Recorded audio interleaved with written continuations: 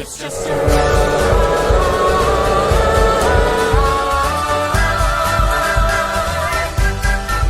It's just a ride.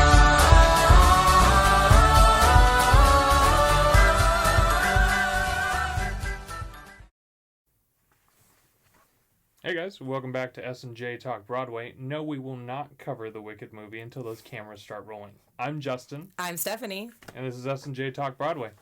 Hey, we're back after 2 weeks. How was your vacation? It was awesome. Nice. Lake Havasu is amazing. 4th of July on Lake Havasu is like no other experience. I encourage everyone to go. And if you're like everybody else that's asked me, no, the water levels are not low there. It was just like normal, and it was amazing. And then, of course, Vegas was Vegas. Yeah.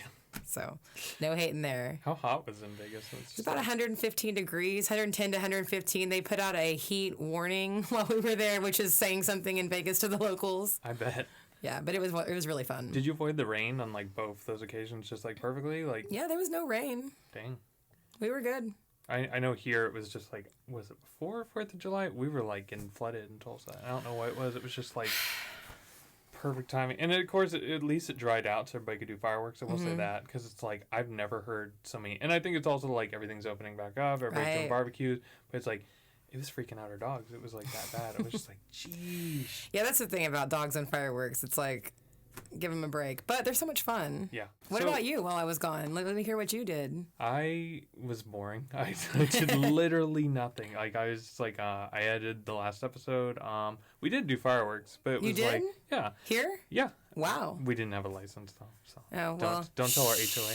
But yeah, yeah, it was just kind of quiet. We smoked a brisket, and that was about it. I'm jealous. I've had his brisket. It's delicious. So good. But yeah, it was just kind of a quiet. We're saving for the end of the summer, so we're just like kind of just. I'm sorry, if saving looks like smoking a brisket, yeah, I'm saving too. Just saving all our fun. Oh, we did go see Black Widow this weekend. How was that? That was better than I thought it would be. I think it's like, what's funny is like, so a lot of these movies coming out, every single review I see is just like, was it worth the wait? And it's just like, I think if I would have seen this I think it's been sitting on the shelf for 2 years. Like, I think I would have appreciated more. But I think it's just like, I don't want to say it wasn't worth the wait, but it's just like, it felt very subdued. What's also funny is like, they're doing the television shows, and it's just like, I always make this comment because they've got 3 so far that have been fully released, that I'm just like, this would feel better as a movie, you know? But I would also see Black Widow would feel better as a TV show, because it was like, everything was so condensed. Like, it ran 2.5 hours, and I was like, man, this feels way too quick. Like, I could have seen like another hour or so. Says nobody after watching a 2.5 hour movie. So so maybe it's better than you think. Yeah, you know? It did feel quick, you wanted though. More. I will give it that. Like, when it rolls by and it's just like, it's not boring, you know what I mean? Like, I will say. But other than that, like, it was okay. Florence Pugh, I think she's my new favorite actress. She was in that. I'll talk more about her in a bit. But yeah, I was like, I saw her in Midsommar a couple of years ago, and that was an interesting role for her. But it's just like, she really shocked me, this one. I had a fake accent, which all the widows do, but it was like, I don't know. She shocked me for, I wasn't expecting such a great portrayal, I guess, yeah. All right, I'll have to check it out. I think I looked to try to get to watch Cruella over the weekend, but then I saw that I had to spend money on it on Disney Plus, and you know, I've watched all of one movie on Disney Plus since owning it, which is Hamilton, of course. So I was kind of disappointed by that, but I did see Black Widow also was a pay to watch type situation, so I didn't watch it. We finished Loki, and that's, you know, like I said, the Marvel TV shows are the only thing keeping us on Disney Plus, besides for the Airbnb. But other than that, yeah. Noted. But yeah, so like I said in the last episode, we're going to still keep trying to keep you updated with Broadway's reopenings, at least for the fall. I also noticed, like, I'm missing a lot of the dates for anything opening, like January, February, or March, but I'm going to keep it till at least December. But that being said, we have a few reopenings to go over. Let's hear it. So the list of reopenings is as follows. Chicken and Biscuits will start previews on September 23rd with an opening date of October 10th. Clyde's will have previews starting on November 3rd and opens November 22nd. Waitress opens back up on September 2nd. And last minute, this news broke like an hour or two before we started. Dana H. and In Is This a Room will share the same stage with opening dates of Dana H. starting previews on October 1st and opens October 17th. And Is This a Room previews start September 14th and opens October 11th. Yeah, still kicking. Like, there's still a lot of shows. Can't wait to see it. Chicken and Biscuits. Yeah, what the heck is Chicken and Biscuits? Do you know anything about that? Because I saw that on this list and I'm like, what? So it was a play that played off Broadway, and it's got a stacked cast, but I'm not seeing it advertised anywhere. Like, it's just, it's crazy. I don't know the complete story. I think it's like a family comes into town, and it's just kind of like chaos ensues. But it's got Norm Lewis, and it's got, what is his name? Not Harvey Fierstein. He just played, I'm going to get that name. But it's got a pretty stacked cast, and it's in Circle in the Square. It's okay. all this, like, it's a recipe for a great show. And Circle in the Square is the round, right? That's where Oklahoma was, correct? Yeah. Okay. But, yeah, it's just like, I'm not seeing it advertised anywhere. And it was just like, when it came out of the blue, Is it a musical? It's just a straight play, but, okay. Norm Lewis, what is the dude's name? Michael Urie. So it's like, he did a Harvey Fierstein play a couple seasons ago. But yeah, he's also younger. He's the... Oh, I love younger. He's the... So Sutton and Hillary, they meet up with him, and he's the connections guy. He's like an agent. He looks like... One second, I'll get a picture for you. This dude. Oh, yeah. Yeah, absolutely. So it's like a stacked cast, but it's like, I'm not seeing it advertised. Wasn't he in Ugly Betty, too? Yeah. Absolutely. Okay, cool. But he's like, he does a lot of Broadway plays. I don't think he's ever done a musical. But yeah, Clyde's was actually named, what is his name? Floyd's. And then because of the George Floyd incident, they changed it. But that also has a stacked cast as well, as one of the girls from Orange is the New Black in it. And then Waitress. So I want to talk about Waitress because it's like, so Sarah Bareilles is coming back as Waitress. It's coming back for a short run. It'll be September 2nd and it will end like January 12th. But Sarah is only doing a month of it.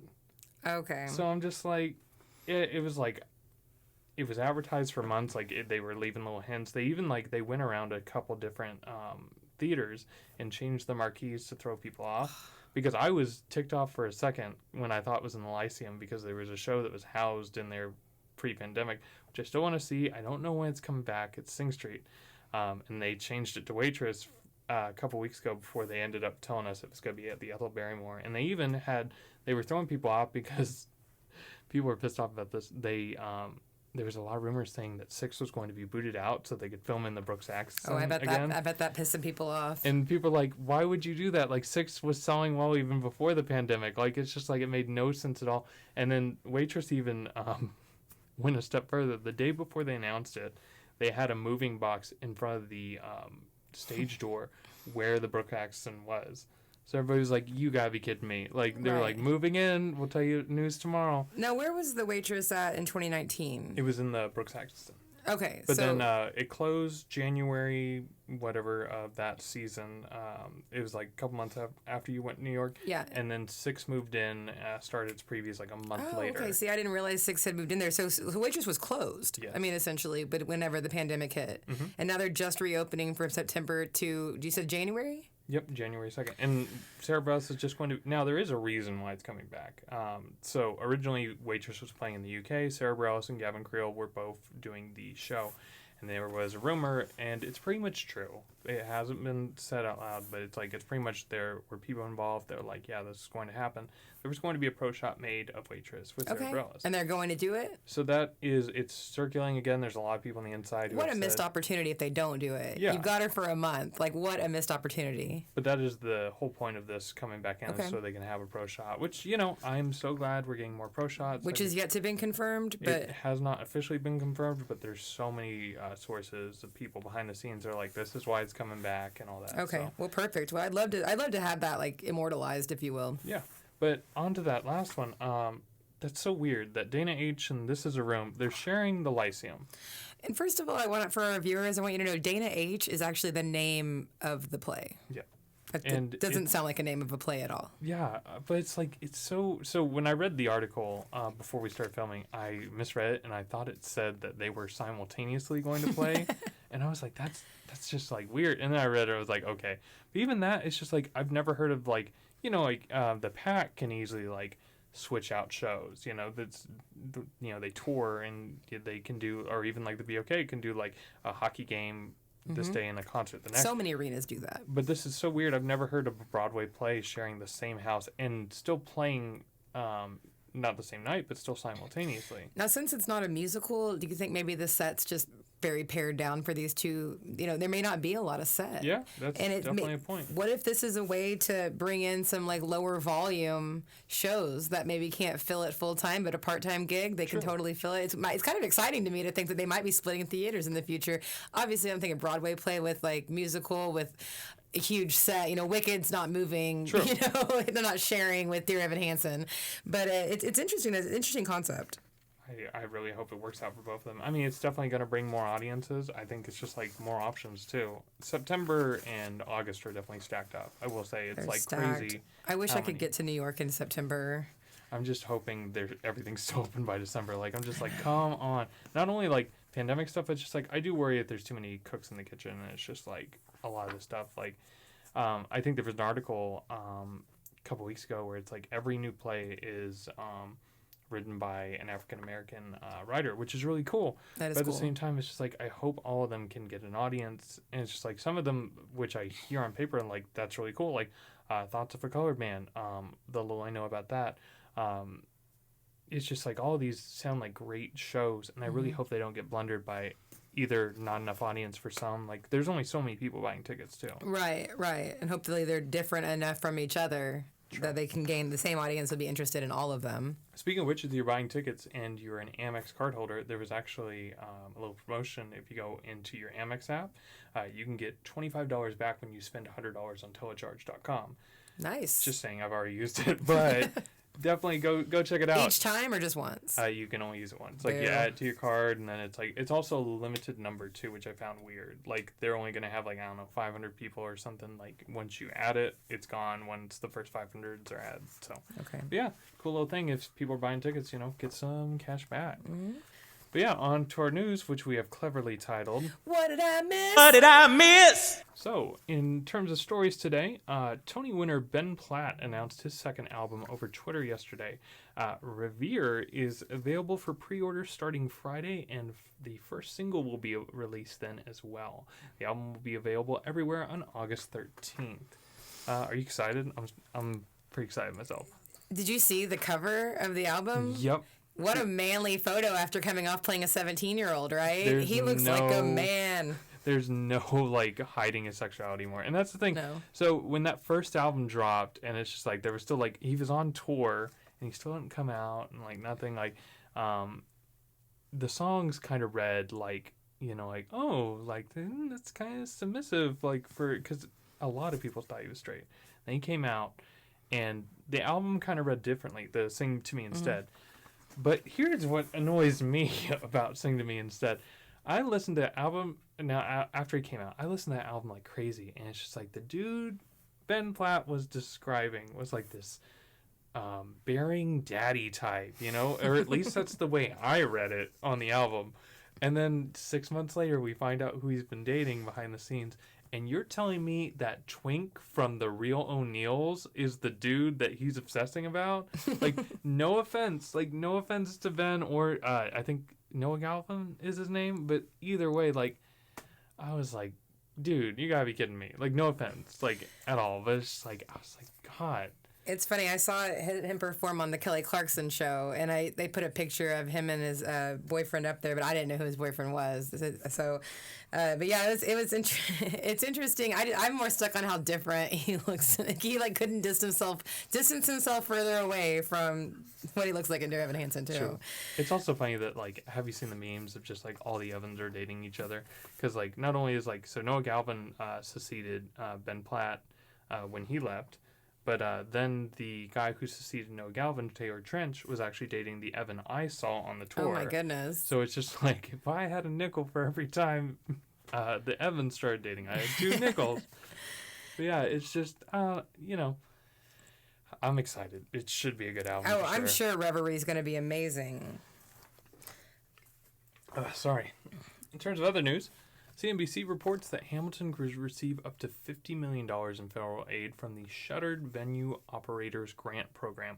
The pandemic shut down the Broadway production along with 4 touring productions, all of which were eligible for the program. The funds will be used for reopening costs and reimbursements for pandemic-related expenses that productions incurred. So I'm a little bit ticked on this. Like, How are you? $50 million? Like, does Hamilton need $50 million? So what confused me about this article though is it's specifically calling out Hamilton, but this was a $16 billion program for live venues. So that's nightclubs. It's not just. It was interesting that this article was so pointed towards Hamilton. I'll have to send you the link, but about an hour before we started filming, I actually found the list of shows that actually received funding from this grant. Shows like the Band's Visit Tour received $9.9 million. Waitress received $10 million to come back. It wasn't for 3 months. Yeah, 4 months. It's not even. It wasn't even performing during the pandemic. Or That's kind of messed up. I'm just like, I started reading this list. And I'm just like, and what really ticks me off. I know I talked about how it's just like the 2 plays taking up the Lyceum, and it's just like Sing Street was there, and I was really ticked because like I want these shows to succeed, but I really want to see Sing Street so bad, and it didn't get any funding from this one. Not to say it didn't get funding from something else, because there are other programs, all that. But it's just like, there are so many other shows that could have used this money. And the fact that you're telling me Hamilton didn't have a little bit of money in the bank. You would think there was some savings. You would. know? And just for our audience to know that it's $10 million per show, if you will. So there's 4 touring productions of Hamilton, and then of course the Hamilton in New York. So that's where the $50 million price tag comes from. It's $10 million each. I think it's just like, there is a lot of, we've covered a lot of shows that are coming back Broadway-wise, but I think what people aren't also noticing, because I was trying to look into off-Broadway. I do have tickets for one show, but there's not a lot of theater coming back quickly. And I can guarantee you, like, a lot of it was either shuttered completely. There were even some companies that I had followed on YouTube or TikTok that post clips and all that, who I know closed because of the pandemic. And I could guarantee you they probably could have used even $500,000 to get up on their feet. I'm sure they could have. And it's just like, I'm glad Broadway's coming back in droves, but there are so many other productions that could have used this money, I completely agree. And actually, when you sent me this article, I went in the room next to me and literally read it out loud to my partner. I was like, "What is this?" Because I mean, power to it. I want the theater to survive and thrive and everything. But how much did they need this? I don't know. And it's how just much did they get paid for the Disney Plus thing? So I know Lynn made $60 million. $60 million. Wow.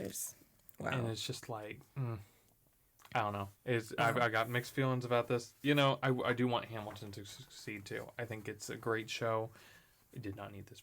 Right. Like, I think it's just like when I see the Band's Visit, and I'm glad the Band's Visit is going to keep going. But it's just like, there's other shows.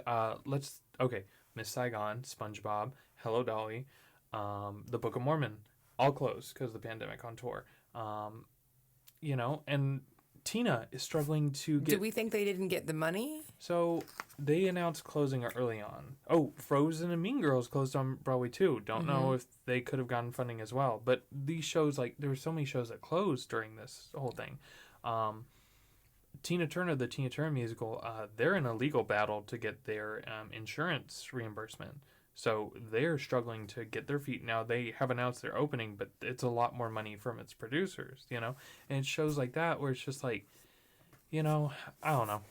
I could go off and just like, this money could have been used to, I don't know. Yeah. It's sad. But I'm glad this money is still going. At least there's a program in place to help the theater and the live music venues. True. For sure. Under a final story, though the news was previously broke this past year with Nick Jonas leading the televised production of Jersey Boys, where Nick would play the titular character of Frankie Valli, Nick actually shared some footage during tech via his TikTok earlier this week. Sherry baby, Sherry, can you come out tonight?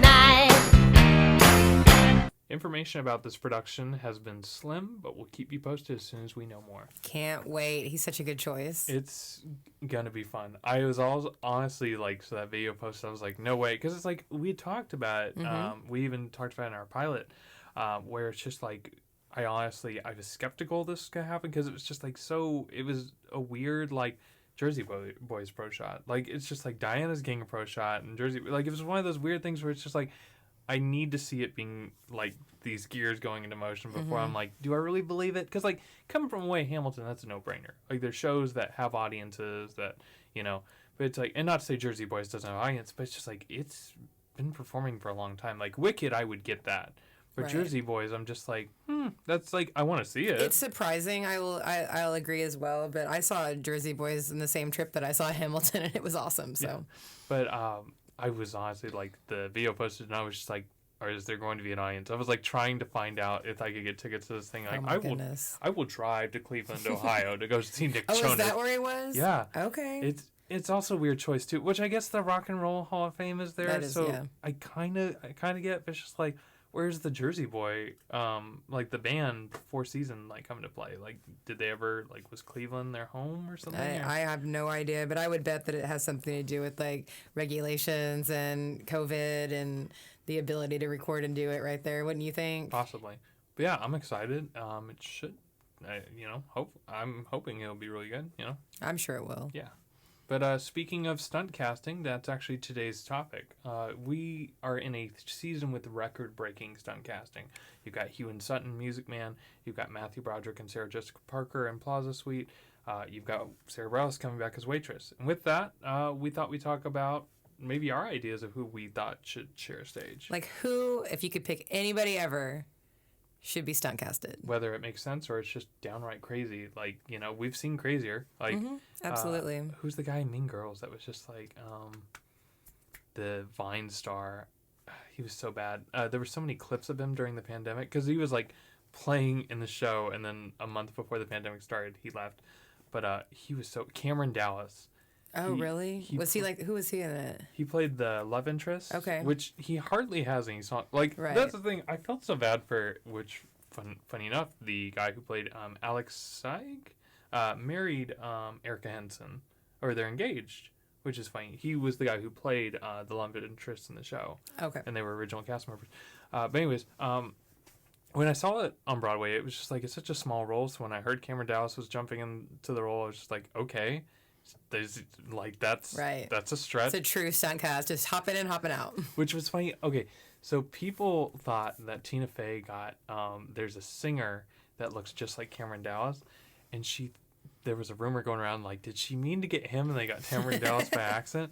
But yeah, Cameron Dallas was like, the clips I saw. Okay, so I heard the audio first, and it was god awful because it's like he can't sing. So it's like they cut a song for him already so they could make the role easier. But then the one song he did, he butchered it so much. It was just like so bad. I have to know why. Like, he's not that big of a name. Why would you cut a song? Like, to accommodate a YouTube star that isn't a good singer, and why is he here? Is he really bringing... I know there's an audience there, but... Like, I've seen other crazier stuff. But why would you take out a song? Well, here's the thing. I've seen shows like mend it to make it easier for the roles, like, or even... add songs to make it more prominent. When I can't think of her name, she played Belle, and it was a big, huge coverage. But anyways, they added a song because she wanted a power ballad in Act 2. Toni Braxton, and she played. Wow. And so I've seen crazier stuff, but this just like, it made no sense to me. I was just like, why Cameron Dallas? Like, and he's not even, I don't know. He's not even that hot. No, I mean, Toni Braxton, I would go see a show that had music in it because Toni Braxton's in it. True. Like, Cameron Dallas, I don't think that's the draw for me. But I am a little bit different demographic, probably, than those that are excited about Cameron Dallas. I also saw the TikToks of people who just, like, bought tickets in advance and didn't know he was going to be in it. And they got there. It also wasn't covered a lot, either. It was barely advertised. So people would show up and be like, just got my Mean Girls tickets and I didn't know Cameron Dallas was going to be in here. Like, they were disappointed from the get-go. But, yeah. So it was almost like a deterrent. Maybe. Like, I won't buy tickets if Cameron Dallas is in it. I mean, it's just like also, it's such a small part too. Like, it's just like it's not even that. I don't know. It's a weird choice. You try to be. You think this works with me? Well, you thought wrong. Looking at this place, I see you trying to erase what is best about yourself just to belong. You say more is always better, but there is less of you than there was before. So if more is always better, then you should have thought it more.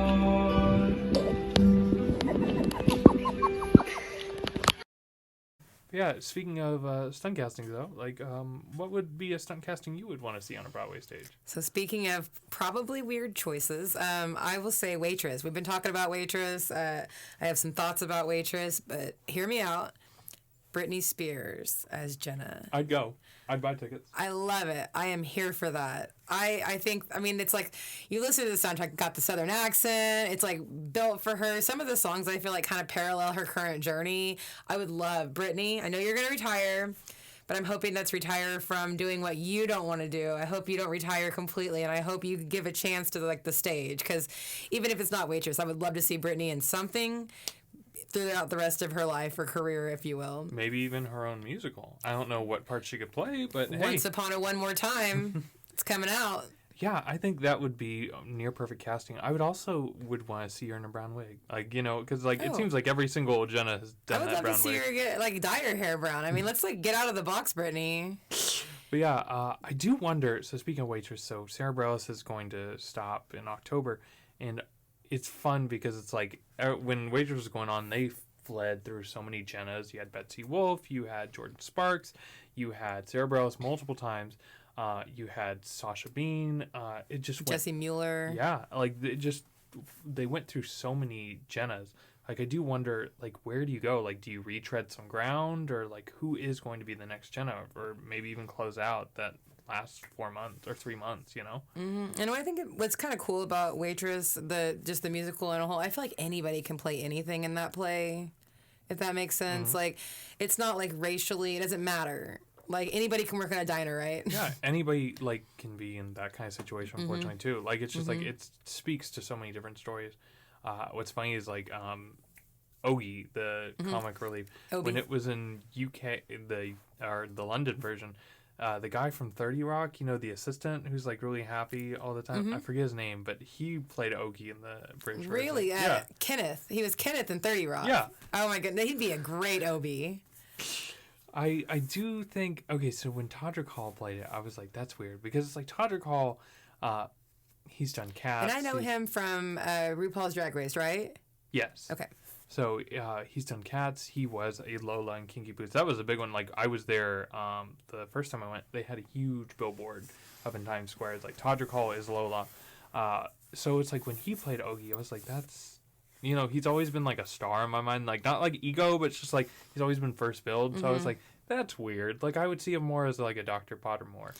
You know what I will say about Never Getting Rid of Me, though? The song that Obi sings, like, that to me, when I leave the play and when I think about the play, that's like one of the first songs I think of. Yeah. So I think it's kind of a star song. I know, like, my mom, who has a difficult time seeing, she has macular degeneration. Like, I, like, looked at her when that song was playing, and she was, like, digging it, you know? Not that she can't see, but she, like, anybody knows that song is, like, just that, I don't know, the whole theme of that song. It's such a fun, like, master of the house kind of moment, you know, where it's just funny, and it's great. And that's so memorable to me. Oh, yeah. That whole soundtrack, I think you were talking about before we recorded, like, it's almost like a Sarah Bareilles album. I mean, it is written by her. I don't know if you know this, but, she did a, not like a instrumental kind of thing, but like she did a full album, and it's kind of, it's kind of the cuts before they went to Broadway. It was like more the art version, which is the Massachusetts theater where they previewed it. But it's also a fantastic version about that. Okay, I'll have to check it out. Yeah, and, you know, since you mentioned the soundtrack and the songs, I'm going to jump in with one more stunt cast for Waitress. Okay. Willie Nelson, hear me out, as Joe. Okay, I could see that. I would want to see that. I know it's an odd choice. I know that. But take it from an old man. It's like I can hear him singing. Yeah. The flavor he would give to that song, I mean, I want to buy that song tomorrow. He's got a blunt in his hand as he's holding Jesse or Jenny. Right. I mean, if Al Roker can be in that show, that's the thing. Like, we're making this list, and I was just like, if anybody questions any of these choices, if Al Roker can be in Waitress, like, if Al Roker can be in Waitress, anybody can be. Anybody can be on our list. So I mentioned Florence Pugh, speaking of Waitress. I think she'd also be a good Jenna. As I was watching that, I was just like, I don't know why, but it's just like the vastly different characters I've seen her in. I was just like, if she could sing, I could see her as Jenna as well. Yeah, I bet so. But yeah, Waitress, yeah. Like, I hope we get some cool stunt casting. And that's the thing I was saying, like, when they were trying to guess who the next Jenna was when it was still open and they just fled through Jennas, I've been seeing that a lot more on the boards, just like, who's going to be the next Waitress. I really hope it's Jessie Mueller, because I would love to see her back in it. But it's like, I don't know. Brittany would be fun, though. I would buy a ticket right now. Brittany, if you're listening, oh my gosh, if you're listening, first of all, oh my gosh. But Brittany, if you're listening, consider being Waitress. Do it. Do it. And if not Waitress, consider doing Broadway. Yeah. Fun. Great choice. Thank you. What's one of your stunt cast choices? So, Timothy Chalamet. What's funny enough is he was just announced to be in a Willy Wonka musical movie.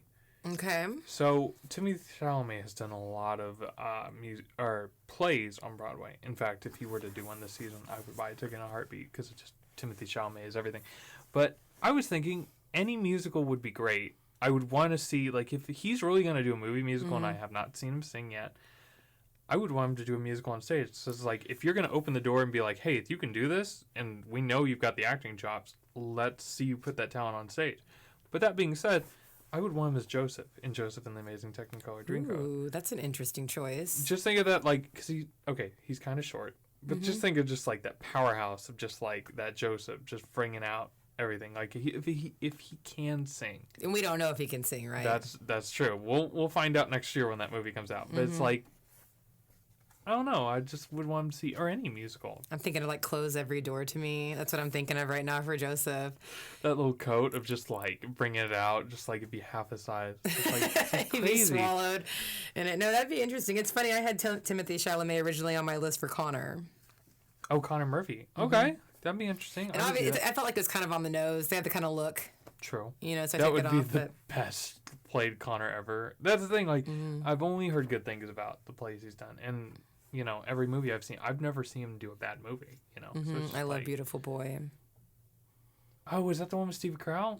I've yet to see that one. Oh, it's good. It's really depressing and sad, but it's still good. Did you ever watch Lady Bird? No, I haven't. It's really good.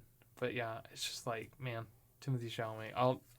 Again, if he doesn't ever play, I'll probably go see it. Yeah, absolutely. Very cool. What's another stunt cast you'd like to add? Okay, so I know Book of Mormon is one of your favorite plays. There's a kid named Gaten Matarazzo. He's the curly-haired kid from Stranger Things. I think he would make a good Elder Cunningham. Okay.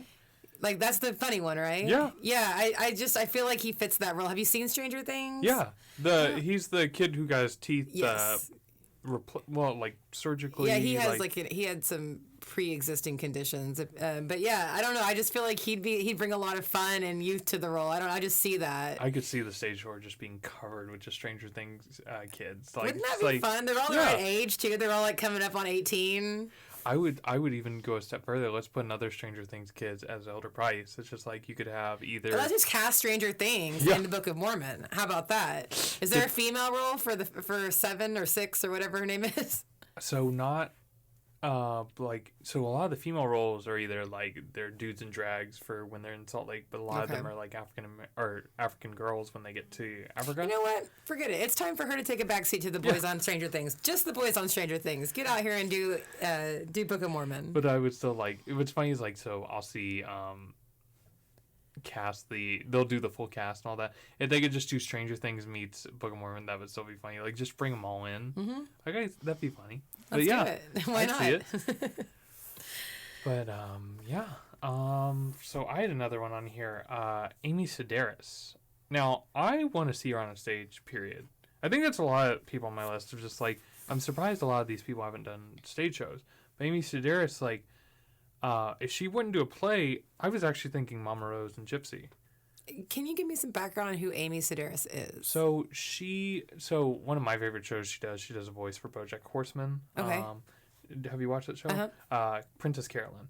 Okay. I just love that voice. Just like, and she does other stuff too. I went to go look at her IMDb today. I'm just like, what else have I seen her in? I thought she was in Batman v Superman, but I was confusing her with someone else. But besides that, she does a lot of like small characters on sitcoms. But yeah, just like that voice in BoJack Horseman. And it's like anytime I do hear that voice, I'm just like, that's Amy Sedaris. But yeah, I think it's just like that power. Oh, I know who's that. Okay. Yeah. I just looked her up. But yeah, I'm familiar with it. I know the voice, exactly the voice that you're thinking of too. That powerhouse of just like, I think she would just rule Mama Rose, like completely. Just like everything's coming at roses. I could see her just like demolishing it. And just also like the serious tones in that show, just like, it would be quiet as hell in that theater. Right. Just that voice is just everything. Noted. Very cool. Yeah. Do you have anything for Rent? I don't. I think Neil Patrick Harris was perfect casting for who do he play? Who's the dude with the shirt? Everybody like the shirt and the scarf. Not Mark. Benny. Oh, No. the shirt and the scarf, Roger. Roger. Yeah. I think that was perfect casting, but I don't know who else I would get to play. I know, like, if it was on stage today, Was I feel Neil like Patrick Harris Roger? yeah. When? 98. Oh 99? wow, I had no idea. I'll have to check that out. There are some bootlegs. I'll send you. Okay, I'd love to see that. But I think so. Funny thing enough, everybody's talking about Jamie on the West End is filtering through drag queens. Bianca Del Rio is currently playing on the tour. I love her. But I think if Rent was open today, I think they could also do that for Angel. I think when we watched Rent live, what was it, like January, a couple years ago, I forget the name, but it's just like I could see like you could go through. Yeah, it was a RuPaul's Drag Race queen, wasn't it? And I think like that's the thing. Like you could have Bob the drag queen. I mean, there's so many that you could do. But in Bianca would be you could literally grab the cast and have them filter through. Yeah, and I think it's just like so. Speaking of which, before we do Rent, I was thinking, could RuPaul play it? And I'm like, nah, he's too old. But then I'm like, you know what? Why can't RuPaul do? Everybody's talking about Jamie because it's just like the thing about the character is it's an old drag queen. Jamie gets introduced and it's like when I was the queen of drag, you know. I think that would play perfectly for RuPaul. But anyways, for Rent, I couldn't name someone off the top of my head, but just besides like drag queens for Angel. Right, and I was thinking about Angel too with that, and that's where and I didn't write it down on this, but Bob the drag queen came to mind with that, and I actually saw Bianca. She performed in Oklahoma City. At our own show, the same theater that Friends the Musical is going to be performed in. Oh, the Rose thing? Mm-hmm. And she's a performer. She's an entertainer. So I know it would be no doubt. I remember seeing the Rent Live, and the Rent Live was the one where it wasn't live, right? Yeah, the dude who played Roger broke his leg the night before. And I'm just like, you're telling me nobody else could have jumped in. It's just like poor planning at that point, right? But I empathized with the queen in that. I don't remember who it was either, but I bet she was betting on getting a second chance, a second performance. I just felt like it could have been better, and I felt like she knows it could have been better. All of them were like, I felt like we're saving their voice too. It's just like, it's almost like when you go to a matinee and it's just like they really don't hit their voice. I could guarantee you, like even the guy who was playing Benny, like he was acting his heart out. Or not Benny. Who's the dude who dates Angel? Collins. Collins, yeah. Even that, like, all of them were kind of like a couple bars down. A little flat. Yeah. Which, it makes sense, though, right? It's like a dress rehearsal. Yeah. But it's just like, it was unfortunate. Was like the worst of all the live musicals.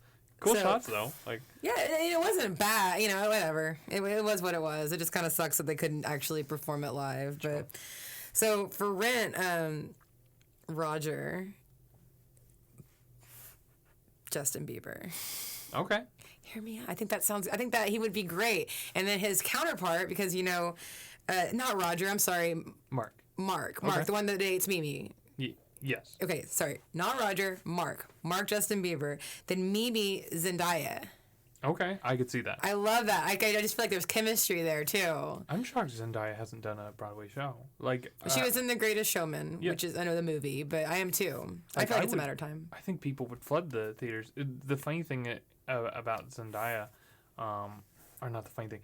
So I wonder when Hugh Jackman suddenly who would replace them, and I could see Zendaya playing Marion. You know, she's a little young, but still, But anyways, like Rent, like yeah, that would be perfect Zendaya for that role. I love it.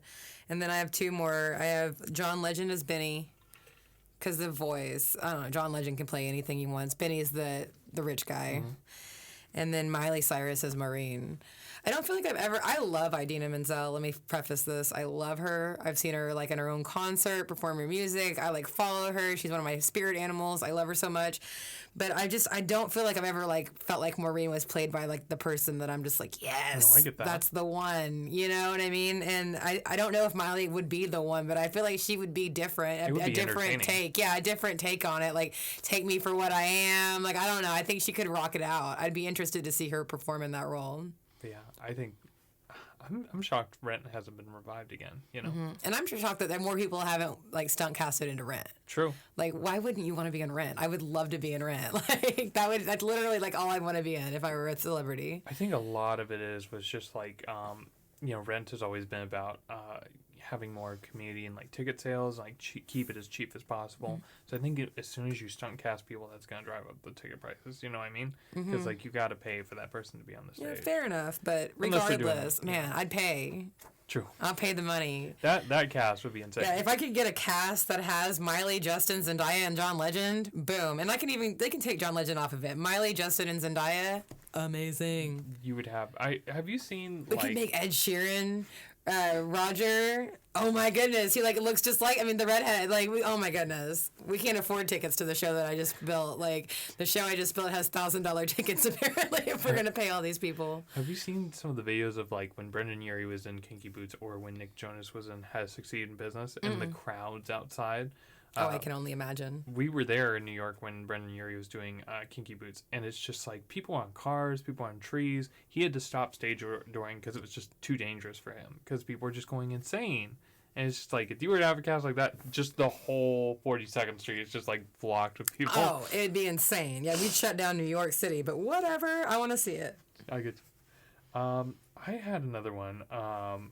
Rebel Wilson I love Rebel Wilson. as Miss Lovett in Sweeney Todd. I could see that. I think, and I don't know if she's done a Broadway play, but it's like she can sing and she is a comedic. She was in Cats. I mean, Yeah. But yeah, it's just like, I don't know. I could see just bringing out that aggression, and, she does things a little bit aggressively, you know what I mean? But it's just like, I don't know. It'd be up there. I think a lot of these is just like, where's it going? Whatever.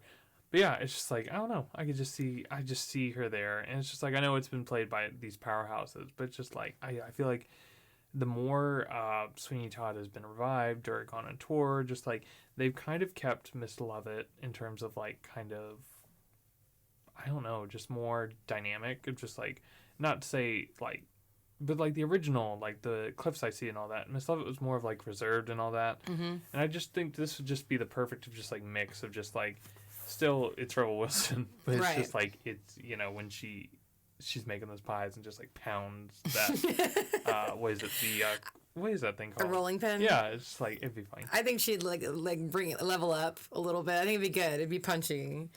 And this isn't a list item, but I briefly watched part of Annie yesterday, the movie, the more recent movie. Oh, okay. Cameron Diaz. All right. I don't know. I just wanted to watch a musical last night, and it's bad, man. Like, Cameron Diaz does not play that character very well, and maybe it's because we know her so well that it's hard to. She's Cameron Diaz. She's a good actress. No, yeah, like, and I don't know. I don't understand, but that was to me like stunt casting gone incredibly awry. First of all, she's incredibly likable as a person. Don't cast her and tell her to be as unlikable as she possibly can, because she's like acting. Let me just say, like, that's how I would act if I'm acting because I'm an actor. No, she really is, but that's just so out of character for her. It's just so out of her wheelhouse. I don't know why they cast her in that. I will say, like, acting aside, which is god awful, which I will agree with that. The way she sings, is it the Rat song or whatever? When she's talking about she hates all the little girls. Is it little girls? That's a bop. I will say, like, I will defend her in that. Yeah, it's and I'm like, not hating on the on the songs, but just the acting and just her being cast in that role as a whole just didn't make any sense for me. Yeah. And I honestly didn't even get to that song because I just couldn't. That movie was just such why I don't understand why it was made. Like, I get it, but at the same time, it's just like it was. The reason, like, people are like, man, I love the soundtrack. I'm like, yeah, because it's Annie. Like, it's just But like... they did some cool stuff. But I don't know. It had a different sound, I think, than original Annie, which I thought was cool. I love how they started. They have, like, a little Annie-looking character in the classroom, like, giving a presentation, and there's, like, the other Annie who's actually about. No, and I don't mean to get off track. It's just, that was, to me, when I saw that, I'm like, stunt casting gone awry. Yep. There was no reason for them to cast one of the most likable people in Hollywood to be one of the most unlikable people in musicals. And some people just want to do a musical. You know, we don't know. Maybe Cameron Diaz is just like, I want to do a musical. And you know they're just what, like, girl? Annie's being made. Girl, I will find you another role. You need to pay somebody likable. Please kill me. I'm serious. Please kill me. I'm not singing. I'm asking. Locked in a cage with all the rats. I slipped through the cracks and now I'm stuck with the scraps and I can't seem to find my way back. Get me out of here. I'll get around. I'm ready for stardom after all these years. I'm done with little girls. I want to be someone in this world. But yeah. Maybe Cinderella. I like the new Cinderella, or just like I don't want her to. No, she can't touch that. Like No. I'm liking that album. It is a beautiful album. So good. We will talk about that later. But yeah. What else you got? I've got Darren Criss as Fiyero and Wicked. Okay. I love know. Darren Criss. I think you can have a huge stunt cast. So the movie, like I said earlier, like we're not gonna really touch on this too hard until those cameras start rolling because it's been in development for so long. But it's just like So basically, we're saying we don't believe him. yeah. Until we see a trailer, we do not believe that it's happening. But it's just like I hear a new, A-list actress being casted as Elphaba or Glenda, and it's just like I've heard Ariana Grande, I've heard Dove Cameron, it goes on every single time. How do you feel about Ariana Grande? As Alphabet? I've heard both. That's the thing. I've heard the rumors for both. I think she'd be a great Glenda. I think just like her bubbly personality, Right. like she played this character Kat on the Nickelodeon show for years. And I feel like don't play the same character, but just that bubbly attitude would be perfect for Glenda. But Wicked's not a pro shot. No. This is Live a full action. edge. The dude who did In the Heights, John M. Chu, is directing it. So I have faith that it will be good. Okay. Or he's the most recent director announced for it. Like this is like the 17th director they've gone through, but it's just like I don't know. I think Darren Criss is a good choice, though. Oh, yeah. I like him. I really do. I fell in love with him with Glee. If American Buffalo comes back, like I hope we can see that. That's so I want to see that so bad. Like I looked into it and it's like it's kind of okay, but I want to see Darren Criss on a stage. Like that Yeah, I would cool. love to see Darren Criss perform. Yeah. And I had actually for that exact same role, this isn't my choice. I mean, it is my choice, but it's not. I didn't create it. I read an article and I can't picture anybody else playing Fiyero than Harry Styles. Ever since I saw like a rumor. However many years ago, I think 2014 rumor, speaking of how long they've been talking about making Wicked, a 2014 article came out talking about how he was a potential cast of Fiyero, Harry Styles, and here we are 2021, so only 7 years later. I mean, I could definitely see that. I would even he would what he could do with Dancing Through Life would be amazing. Like I would see him if he wants to stunt cast on Broadway, that'd be amazing. Yeah. Yeah, totally. I think the general consensus I've seen is for Bach, everybody wants Ben Platt to play him. It's just like, yeah, I could see that, but it's just like, and everybody's like, his dad's producing the movie. It's just like, yeah. Ben Platt's dad? Yep. I didn't know that Ben Platt's dad was a big movie producer. He is? Okay. So that's also, a lot of people are saying why he was casted in the Dear Evan Hansen movie because his dad's also producing the movie. So I'll go back to that real quick. That's the first thing I think that Kelly Clarkson asked him in her interview with Ben Platt recently. She was like, how does it feel to play a 17-year-old on TV? That's literally like the first question out of the gate, or at least the first question I saw online on the YouTube clip. And his explanation was more, he originated the role. This was a very unique situation, and he had kind of been through all the workshops and all the things, and so he kind of felt like he was a Evan, Yeah, you I get know, that, and you I know? do too. But it's just like, I don't know. I hope the trailer is not doing the movie justice, and they've got a lot of time to work. They can CGI a better face and wig on him, you know? I just don't know why they put so much makeup on the boy. The man, actually, he had a lot of makeup on. He doesn't even look like a real person. It's just like, man. Looks like you touch him here and then your finger just keeps smushing in. I showed you that one meme where it's just like there's a Jonah Hill sketch he does every time he goes on SNL where he plays a 7-year-old in a hibachi restaurant. And it just looks like heaven in this movie. It's so bad. Like, I've Bless got his faith in it to heart. be But we're good. really excited about Reverie. Yep. So. I mean, I'll still watch the movie. Like, Oh, I'm watching yeah. it. I love Dear Evan Hansen. I'm watching it. It's just, we'll see. I am faithful that the girl from Booksmart, I forget her name, she's gonna do Zoe in the movie. I have faith that that's gonna be good too. But Okay, and I guess the biggest issue I have is everybody else like the appropriate age, and then he's much older. like, okay, so like, the guy who plays Connor, the guy who plays the girl who helps him with the website and all that, the A student, and all that. They're about the age, but then it's like Ben and the girl who plays Zoe, they are almost 30. So it's just like, you know. Well, And even like, at least it would be kind of creepy if his love interest was like 17, right? True. So it's probably better that they're more age appropriate for each other. Call Me By Your Name meets Dear Evan Hansen. Gross. Gross. But yeah, what else did you have? So Cabaret, we're circling back to my favorite top 5 musicals from our first episode. And I also, let me say, when I was writing this list, I realized how many people on my list are musicians and not actors. But Lady Gaga, and I want to explain that a little bit because she is not the right person to play Sally Bowles at all. Sally Bowles isn't supposed to be a great singer and all that good stuff that I explained in the first episode. But my God, would I love to hear her sing every single song that Sally Bowles sings. I mean, honestly, Lady Gaga can sing anything. True, She could true. sing the phone book, and I'd be like, oh my God.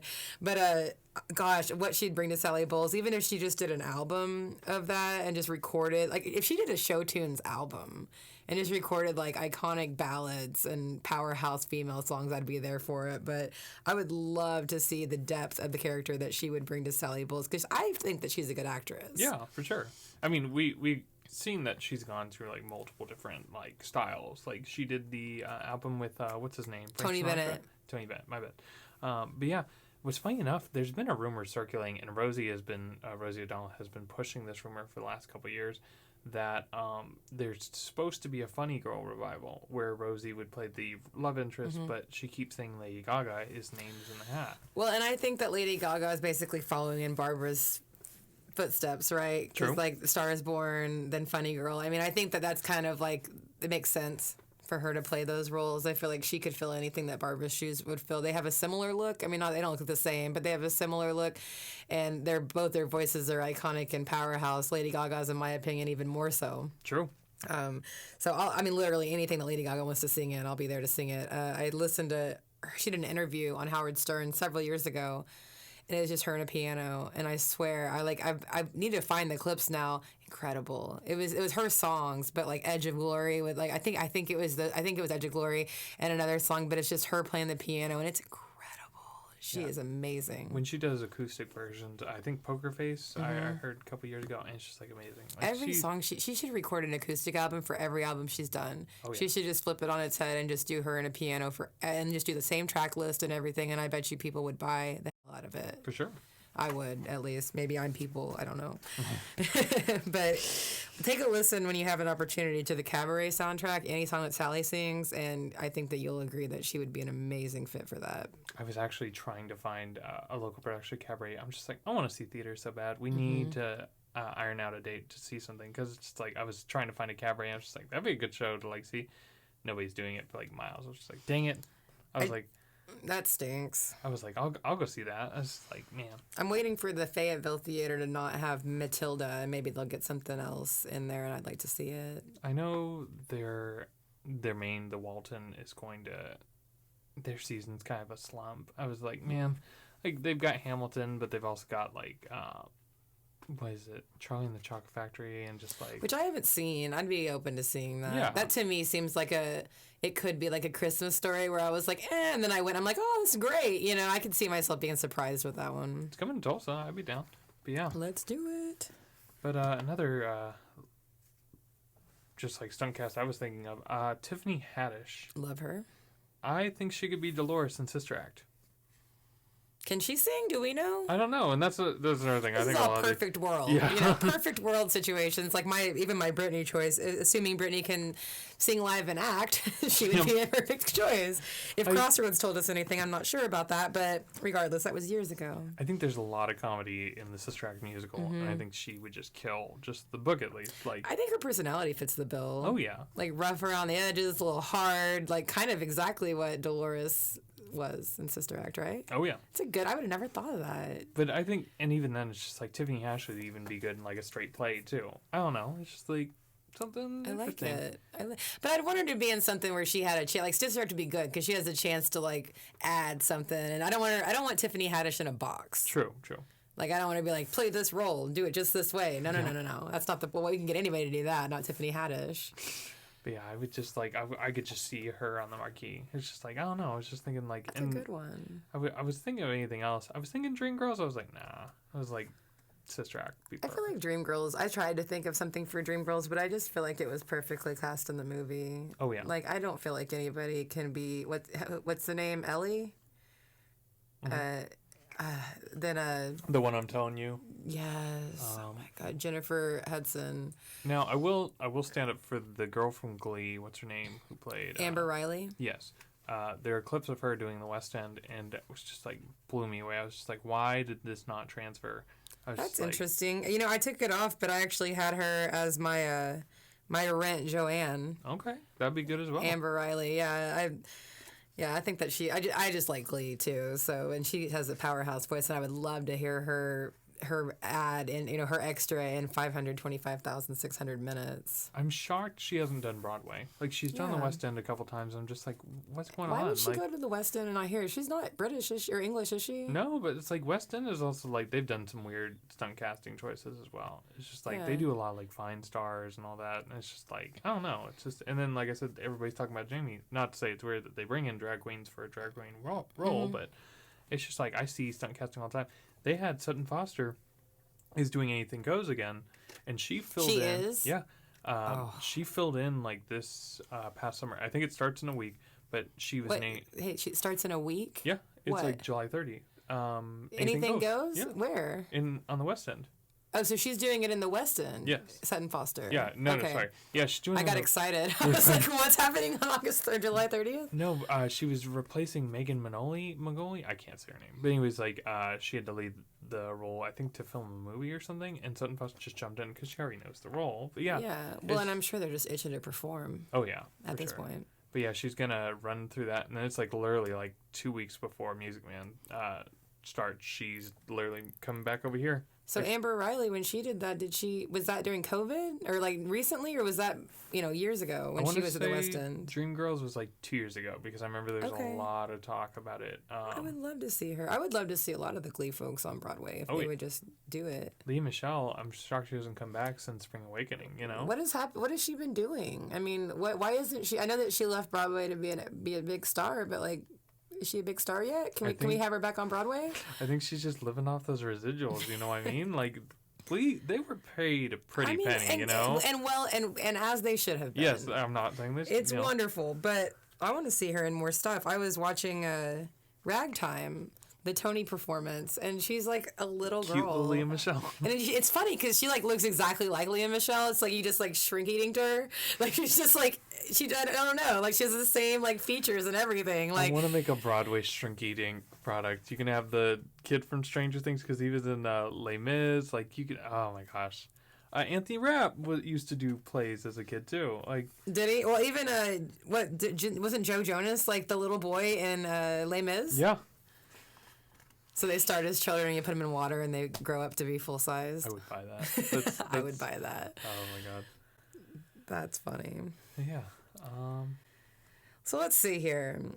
my list is getting dry, but let's see. So, Starlight Express, who I'm sure our audience has no idea what it is, or hasn't seen it, or has heard it's crazy. One of those three things. Joseph Gordon-Levitt as Rusty. Okay. I just look at him as like an eternal underdog. I don't know why. Like he just like reads underdog to me, or like you don't expect what out of him, what he's gonna give you. I don't know why I feel that way about Joseph Gordon-Levitt, but take a listen to Starlight Express. Rusty is the ultimate underdog, basically of all time. And I just want to root for him. And Yeah. I root for Joseph Gordon-Levitt, even though he's a huge movie star and like he's fine. But I still look at him as like an underdog type role. So I don't know. I just see that.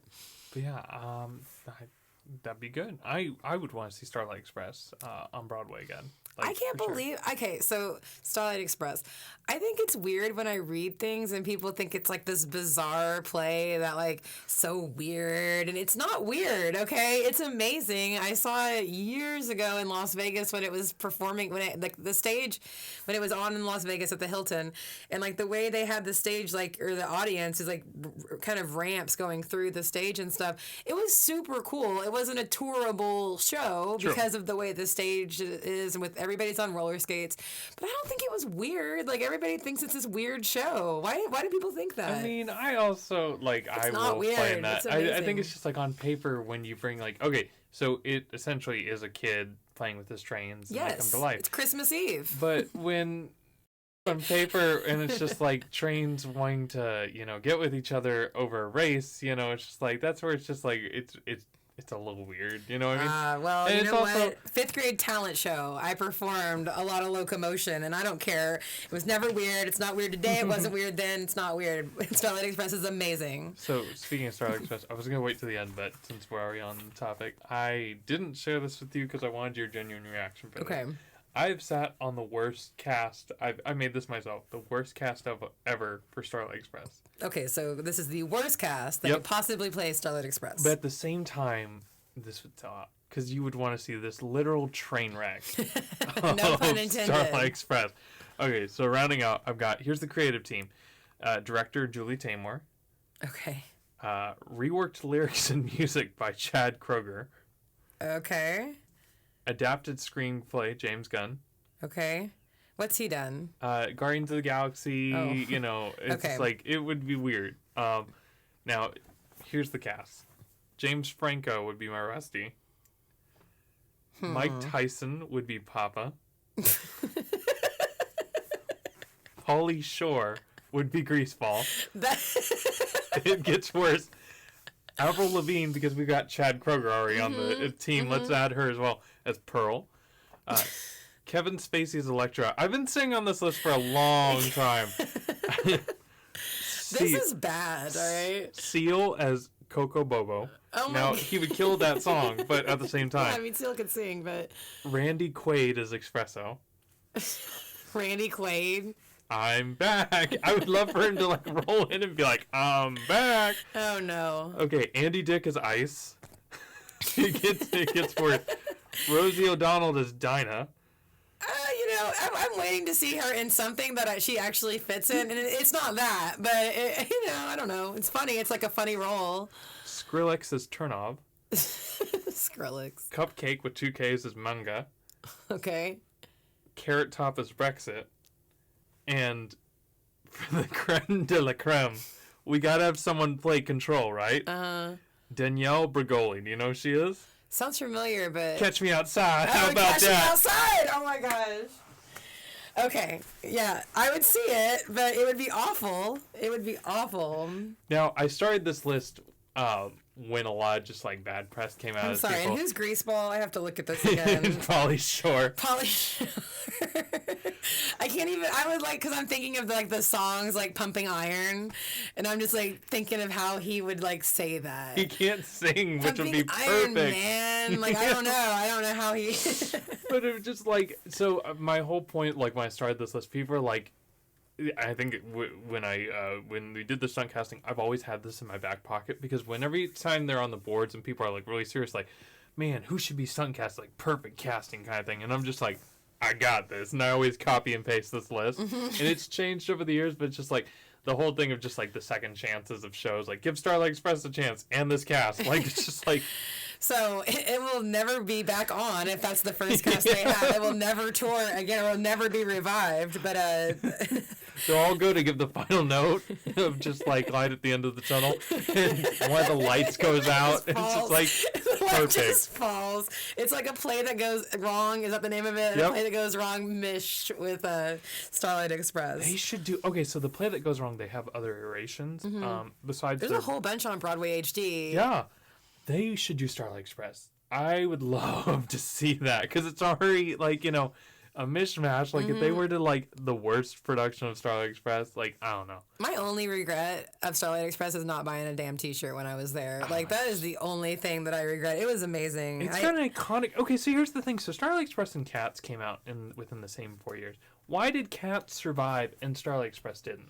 I'm gonna just guess like the practicality of performing it. Yeah. I mean, Starlight Express. I can't even imagine. I would like to have seen it in New York and see what they did to the theater for that. Because in Vegas, it was like tricked out. Like you're riding through the audience and whatnot. I don't know what they would do in New York to perform it if they would go to that length to do that with the theaters. I think they could redo the Circle in the Square because it's been redone so many times. Look at Oklahoma versus Once on This Island versus Fun Home of just like they've redone the entire theater. Starlight Express could easily like go around the audience in that one. Right, you know what I mean? Right. I want to see it in Belgium so much. That arena is in Germany, insane. in Belgium, or is that in Germany? Bochum, yes, in Germany. Bochum, okay, gotcha. Right. The only thing about that is it's in German. Yeah, but I think it's just like being in that huge like revolving arena. That's just like something like you can't like. I guess we could like take headphones and listen to the Broadway performed cast while we're watching the German cast perform it. I need an audio subbed version of Starlight Express, please. But yeah.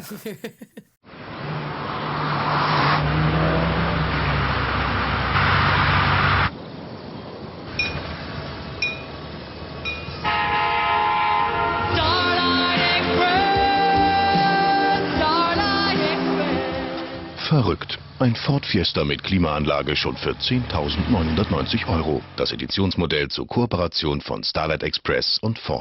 I need to see that at least once for just any iteration of Starlight Express. I want to see it once before I die. I really don't know. I can't believe. I don't understand why it's not back. Why it's not a thing. Why it's not popular. I mean, I think the liability is the thing too. It's just like having a stage where it's just like you can't really do Starlight Express as like, for instance, like the Oklahoma revival. You can't cut down Starlight Express because the whole point of that show is the skating. Yeah, is the tricks, the huge set, spectacular spectacle. You know, I think it's also like Spider-Man, for instance, when it closed on Broadway, there was a rumor that it was going to Las Vegas, and I like signed up because I was mad because I didn't see it on Broadway. I wanted to see that train wreck so much, but it's like. They were going to do Vegas, and it's just like the liability killed it. Like, it wasn't going to tour, of course, but it's just like, how do you cut down? Like, if you take out all the stunts, the album isn't that good. Like, there are some good songs on it, but overall, it's just like, if I'm not seeing people fly through the theater, like. And they had a lot of liability on that show, right? A lot of injuries. Oh, yeah. Dude almost died. Like, it's just like crazy, That's crazy. Yeah. All right, I have one more that I definitely want to talk about, and that would be for Hamilton. And this was a tough one for me because I don't think the role is necessarily the role that she would actually be cast in. But darn it if I don't want to see Beyonce sing Burn. Oh, yeah. I'm thinking Lemonade. I'm thinking like you know, everything that she went through with Jay-Z. Gosh, I want to hear her. I want to hear the emotion in Burn. So I would love to see Beyonce as Eliza. Okay. And I know that she's more of an Angelica. I get that. Hey, like thinking about who I'm like, she's definitely an Angelica. You know, I remember back in the day when people would talk about who you are, like a Carrie or, you know, from Sex and the City. Like, I'm like, she's definitely an Angelica, but I want her to play an Eliza because Eliza's got like, I think Eliza's got the better songs. Like, I would love, or just like ballads and stuff. I love Burn. I think that's also just like the good thing of just like both the sisters of just like they're not really dueling it out on stage, but it's just like they both have their time to shine. You know what I mean? Right. Because Satisfied is still a bop. Like, you know what I mean? Oh, that's true. I didn't even think. Yeah, Satisfied is amazing. So I can't say better song, But either way, like, yeah, I could definitely see her doing Burn. She would kill it. I just don't see Beyonce ever being somebody's second choice. True. That's the struggle I have with the role. I don't know how believable it would be that she's not. Maybe we could get can Solange sing? Maybe we can have Beyonce. Maybe they can play sisters. Oh my God, I'm here for it. Like, if you think ticket prices are expensive now, they're about to go up. Right. The Knowles sisters. It's just crazy. So speaking of ticket prices, I just want to go off track a little bit. I was looking up, just like, I'm curious how much prices are going up, and Music Man upped their ticket prices. Mm-hmm. They want, oh my God, they want $600 for an orchestra seat. I'm just like, why? Why? Like, individual? Like. So, just to let you know, because I was just on vacation last week, and I had to sit through, like, a Hilton Grand Vacation, like, pitch to buy a timeshare. No, I do not own one. But, they explained to us, as we're continuously saying no, that we're never going to see hotel prices the same price as they are right now either. Like, everybody's going to make their money back from COVID. So, and I'm not surprised in the least that Broadway theaters following suit. Like, we're not going to be able to afford anything. Yeah. It's just crazy. But it's just like, and then it's like, so one of the TikToks I was watching. $600. Well, what's funny is, like, so people are reselling them, and it's even. For how much? Like $1,200? No, like, okay, so I saw for the first night, it was $11,000 for an orchestra Did seat. someone buy it? Did they sell? No, I mean, it's just like, it's currently for sale. Like, it's just Okay. like, people are insane. Like, and then it's like, you go off, like, the night we're going, is like $3,000, $4,000. I'm just like, why? It's like, I get it. It's Does it make you want to Jackman. sell your ticket? Kind of. No, it's just like, I bet so. pay for the entire trip. But I it's bet like, so. It's just like insane. Is it made of wood? Because then I would understand. Yeah. If the tickets were physically made of wood, that makes sense. $11,000 all Hugh day. Jackman and Sutton Foster kiss each side of the ticket, and that's what, you know, I was just like, gosh, it's just like, man. I just hope that's not a trend that continues, because I mean, it's already expensive, and the whole point. I mean, I don't know. I want it to be accessible to some level, to some degree, to people, because I want regular people like myself to be able to go. Yeah, I don't want to have to be an elitist to go see a Broadway show. I'm sure, like, the discounts, for instance, there's a lot of New Yorkers who are waiting for, like, extreme discounts for these shows. And I think, like, come September, TKTS will be back open. Like, at least for the first 6 months, I can see shows being sold out. But it's like, you know, like you said with the hotel shows, they're Everything can't. It's like ships rise together. I get it, but everything can't be so expensive. Oh, yeah. It's disappointing. It's sad. I'm not gonna be able to afford to do anything. Yeah. I'm just gonna the whole podcast that we do is gonna be you going to see it and telling me about it, and then I'm like, I saw it because I heard it from him. We'll do our own theater. He reenacted it for me, and thus I saw it. I actually, like, I was thinking, like, man, I'd love to own my own theater company, and I was just thinking, like, you know, it'd be so cool. So buy bleachers, right, and then like block off a street downtown, and then you can like have theater outside in the round with bleachers. So like either you could do plays or musicals, and I was just thinking, what would be perfect on the streets? Rent would be so cool. It would be cool. You know, and do like a summer theater, like you can have bleachers, keep all your costumes and props like in a storage container, and you can just roll in, you know, like it. for a week or two. I think your biggest obstacle with that would be sound. True, and that's the thing. Like, you'd have to hope people wouldn't come in like playing instruments or something like to mess up. Yeah. Right. But it'd be cool. I'm there for it. I was asking in an interview a few years ago, like, if I had unlimited funds, like, what would I do? And it was, I would start a theater. That's exactly what I would do. I would love to see like art being created every day. What's funny enough, Starlight Express, coming back to that, I was just thinking, like, man, I'd want to That'll be my first reel of action. If I win the lottery, I am bringing back Starlight Express. And then about 4 years later, I will have $0. But it's okay. So what you could do is, like, okay, so buy Warehouse, do Starlight Express, right? But then use the same set and do Xanadu. There you go. And you got roller skates already. Just be like, keep your Boom. same actresses and be like, now we're doing Xanadu. I like it. Summer of Skates. Someone told me recently that Xanadu was their favorite Broadway play. Now, okay, the play, never mind. Okay, I've listened to the album. I've seen a little bit of the bootlegs. I can kind of see that. Can you? I haven't seen any of it. I was shocked to hear that was anybody's top, but I haven't seen it, so. Like what they did with the movie, and I haven't seen the movie, but it's just like, what I understand is just like taking this roller disco love thing and then turning it into basically a Greek mythology movie. It's interesting, or a Greek mythology musical. But yeah, it's just like what I've seen, I like. I would love. I would do a local production if I had the funds. I would go see one. It's just like it's zany and it's corny, but it's like it knows what it is, kind of thing. Kind of like The Lightning Thief, Right. Noted. Very cool.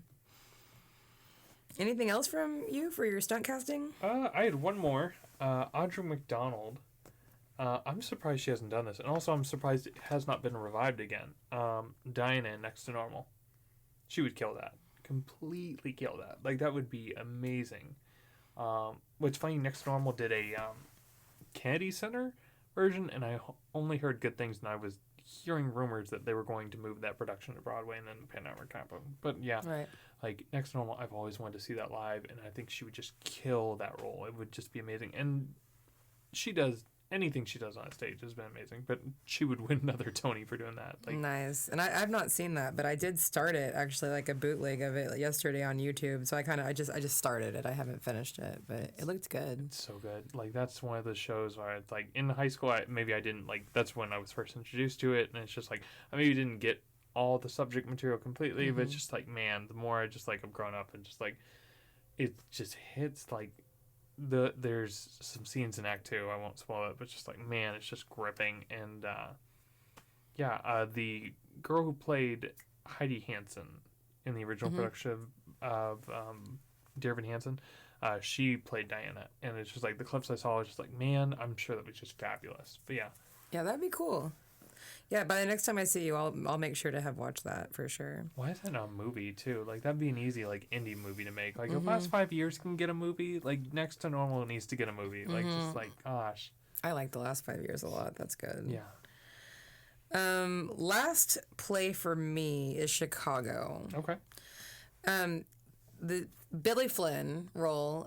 This gentleman was just in Tulsa last weekend. Actually, he was pictured. You can find it on Facebook. The Outsider's House that we have in Tulsa. Leonardo DiCaprio. He was in Tulsa? Yeah, they're filming in the Pawhuska movie, right now. yeah. And so there's the guy, I can't remember his name right now, but the guy who did the Outsider's House and spent the money to do it and everything. There's a selfie of them two on Facebook at the Outsider's House. So Leonardo DiCaprio as Billy Flynn, I think that's a great role for him. That's picture perfect. Yeah, I would love to see that. And do we know if he can sing either? I'm assuming at this point, no, he probably can't because he would have at this point. I'm sure he has the money where he could get voice lessons and he could get up to par. You know right, what I mean? Like, right, because who played it in the movie? That was Richard Gere? Yes. Yeah, and I don't know that he's like a powerhouse or anything. It's really not the hardest role to play either. And I think he would be so suave. It's perfect casting. It's like him, yeah. I just want to see him in something. Talk about a stunt cast, though. Talk about selling tickets. If Leonardo DiCaprio is at anything on Broadway, I feel like you're not going to get a ticket. That's when you're going to have $11,000 orchestra seats right there. Yep. And then they would have to redo the theater finally for the Ambassador. Like, now we got to redo the carpet. Leonardo's coming in. Well, thank goodness. All right, I haven't been in a theater with smaller seats than that place. That was the most cramped. Yeah, it is. It's very cramped. It needs a remodel. That's like last one. That's just, like a lot of them are like the palace being raised up, the court's getting a new lobby. It's just like the Ambassador needs an update. And that's why I feel like and this may be wrong, but I feel like it houses Chicago because it doesn't have an update. It's like the longest running play. Easiest thing to put on. You know? Very little stage. Yeah. And then for Roxy, I had Emma Stone, who actually did play on Broadway in Cabaret, Sally Bowles, several years ago. I think that she would make a really good Roxy. Oh, yeah. I enjoy her just as an actress in general, but yeah, that would be a really cool cast. Leonardo DiCaprio and Emma Stone. $15,000 tickets. Yeah. Now we just up the ticket price. You can buy a car or you can buy a ticket. And they have to have more orchestra players if both of them are going to be on the stage. Like, I want a fuller sound. Like, you know. Right. Absolutely. But that's my list. Yeah. That's what I've got on my list. Pretty comprehensive. I'm gonna have stunt cast on my list too. But before, and this soft topic was like you mentioned the Outsiders. A lot of people are gonna be mad at me.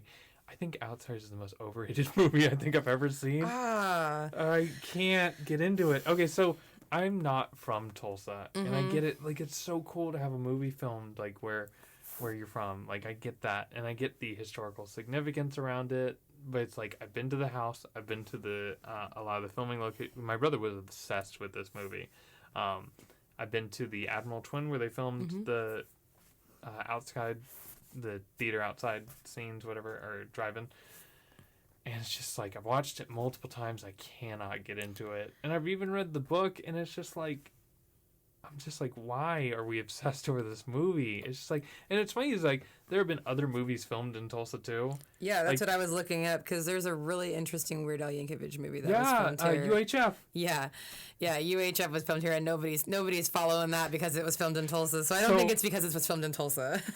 What's funny is like, so me and Travis, my brother Travis, we joked about, so when we went to the Outsiders Museum, they have a bus where they drive around the filming location, which I think is cool. Yeah. And I was just like, Trash, you know what we should do? He's like, what? I'm like, we should open up a UHF tour and be a competing business with the... with the Outsiders tour. So, you know, I'm not from Tulsa originally, and we read the book in, gosh, I think middle school. I think we read The Outsiders. I think The Outsiders is like, or used to be like required reading, which is probably why it's got such an iconic following, because a lot of people have read that book and they saw the movie and stuff. But I want to say, that's my guess. That's my guess as to why. And honestly, I don't remember the movie. It's been so long. But I was looking for it, and there's like no way to stream it. Oh, I bet you the streaming. There's a lot of movies. Okay, so interesting about it. I don't know this for a fact, but one that just finally got streamed, and it's a lot of like the original owners or the property owners will clutch that because they know how much they're worth. My Fair Lady was finally announced to streaming.